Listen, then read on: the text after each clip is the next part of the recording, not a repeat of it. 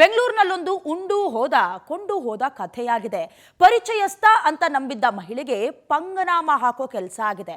RTO ಕಚೇರಿ ಬಳಿ ಯಾಮಾರಿಸಿ ನಯ ವಂಚಕರ ಮೋಸ ಇದು. ನಂಬ್ಕೊಂಡಿದ್ರೆ ನಮ್ಮ ಪರಿಚಯಸ್ಥರು ಅನ್ಕೊಂಡಿದ್ರೆ ಅವೆಲ್ಲವೂ ಪಕ್ಕಾ ಪ್ಲಾನ್ ಅನ್ನೋದಕ್ಕೆ ಈ ಸ್ಟೋರಿ ಎಕ್ಸಾಂಪಲ್. ಆರ್ಟಿಒ ಕಚೇರಿ ಬಳಿ ಯಾಮಾರಿಸಿ ನಯ ವಂಚಕರು ಮೋಸ ಮಾಡಿರೋ ಘಟನೆ ನಡೆದಿದೆ. ವಾಹನ ರಿಜಿಸ್ಟ್ರೇಷನ್ ಮಾಡಿಸಿಕೊಡುವ ನೆಪದಲ್ಲಿ ವಂಚನೆಯ ಗಾಳ ಹಾಕಿರೋದು. ಭಾನುಪ್ರಭಾ ಎಂಬ ಮಹಿಳೆಗೆ ವಂಚನೆ ಮಾಡಿರೋದು. ಇನ್ನು ಕಾರು ಬೇರೆಯವರಿಗೆ ಸೇಲ್ ಮಾಡಬೇಕಾಗಿತ್ತು. ರಾಮಮೂರ್ತಿ ನಗರ ಪೊಲೀಸ್ ಠಾಣೆಯಲ್ಲಿ ಪ್ರಕರಣ ದಾಖಲಾಗಿದೆ. 2.4 ಲಕ್ಷ ರೂಪಾಯಿ ಹಣವನ್ನ ಪಡ್ಕೊಂಡು ಬೇರೆಯವರಿಗೆ ಕಾರ್ ಮಾರಿ ಎಸ್ಕೇಪ್ ಆಗಿರೋದು. ಒಂದು ರೀತಿ ಮಾಯಾ ಬಜಾರ್. ಯಾರು ಬರ್ತಾರೆ, ಯಾರು ಬಣ್ಣ ಬಣ್ಣದ ಕಾಗೆಗಳನ್ನ ಹಾರಿಸಿ ಮಂಕು ಬೂದಿ ಎರ್ಚ್ತಾರೆ ಗೊತ್ತಾಗೋದೇ ಇಲ್ಲ. ಅದಾದ ನಂತರದಲ್ಲಿ ಮೋಸ ಹೋಗ್ಬಿಟ್ಟವಲ್ಲ ಅಂತ ಲಬಲಬೋ ಅಂತ ಪಡ್ಕೊಂಡಾಗಷ್ಟೇ ಯಾಮಾರಿದೀವಿ ಅಂತ ಗೊತ್ತಾಗತ್ತೆ.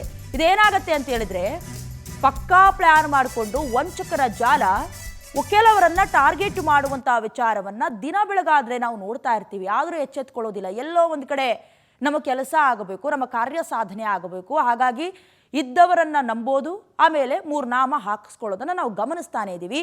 ಕಾರನ್ನ ಬೇರೆಯವರಿಗೆ ಸೇಲ್ ಮಾಡಬೇಕಾಗಿತ್ತು ಈ ಮಹಿಳೆ. ಅದಾದ ನಂತರದಲ್ಲಿ ಒಬ್ಬ ವ್ಯಕ್ತಿ ಬರ್ತಾನೆ, ನಂಬಿಸ್ತಾನೆ, ಯಾಮಾರಿಸಿ 2.4 ಲಕ್ಷ ರೂಪಾಯಿ ಅಮೌಂಟನ್ನ ಕಿತ್ಕೊಂಡು ಎಸ್ಕೇಪ್ ಆಗ್ತಾನೆ.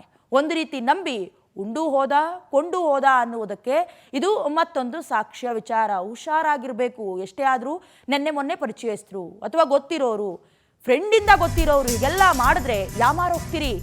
ಪಂಜಾಬ್ನಿಂದ 15.8 ಲಕ್ಷಕ್ಕೆ ಇನೋವಾವನ್ನ ಭಾನುಪ್ರಭಾ ಖರೀದಿ ಮಾಡಿರ್ತಾರೆ. ಆದರೆ ಕೋರಮಂಗಲದ ರಿಜಿಸ್ಟ್ರೇಷನ್ ಮಾಡಿಸೋದಕ್ಕೆ ಮಹಿಳೆ ಕೇಳ್ಕೊಂಡಿರ್ತಾರೆ. ರಜನಿಕಾಂತ್ ಎಂಬಾತನ ಪರಿಚಯ ಆಗತ್ತೆ. ರಿಜಿಸ್ಟ್ರೇಷನ್ಗೆ ಮಾತುಕತೆಯು ನಡೆದಿರುತ್ತೆ. ಭಾನುಪ್ರಭಾ ಹೆಸರಿಗೆ ರಿಜಿಸ್ಟ್ರೇಷನ್ ಮಾಡೋದಾಗಿ ಈ ಭೂಪ ಹೇಳ್ಕೊಂಡಿರ್ತಾನೆ. RTOಗೆ ಬರೋದೇ ಬೇಡ, ನೀವು ಒಂದು 2.4 ಲಕ್ಷ ರೂಪಾಯಿ ಹಣ ಕೊಟ್ಬಿಟ್ರೆ ಸಾಕು, ನಾನೇ ಮಾಡಿಸ್ತೀನಿ ಅನ್ನೋದಾಗಿ ಹೇಳಿದ್ರು. ಇದನ್ನೆಲ್ಲ ನಂಬ್ಕೊಂಡು 2.4 ಲಕ್ಷ ರೂಪಾಯಿ ಹಣ ಜೊತೆಗೆ ಬೇಕಾಗಿರೋ ದಾಖಲೆಗಳು ಎಲ್ಲವನ್ನ ಭಾನುಪ್ರಭಾ ನಂಬಿ ಅವ್ರ ಕೈ ಕೊಟ್ಟಿರ್ತಾರೆ. ಆದ್ರೆ ಕಾರನ್ನ ಬೇರೆಯವರಿಗೆ ಸೇಲ್ ಮಾಡಿ ಆತ ಎಸ್ಕೇಪ್ ಆಗಿದ್ದಾನೆ. ರಜನಿಕಾಂತ್ ಅನ್ನುವಂಥ ವ್ಯಕ್ತಿ ರಾಮಮೂರ್ತಿ ನಗರ ಠಾಣೆಗೆ ದೂರನ್ನ ಮಹಿಳೆ ಭಾನುಪ್ರಭಾ ಕೊಟ್ಟಿರೋದು ಗೊತ್ತಾಗ್ತಾ ಇದೆ.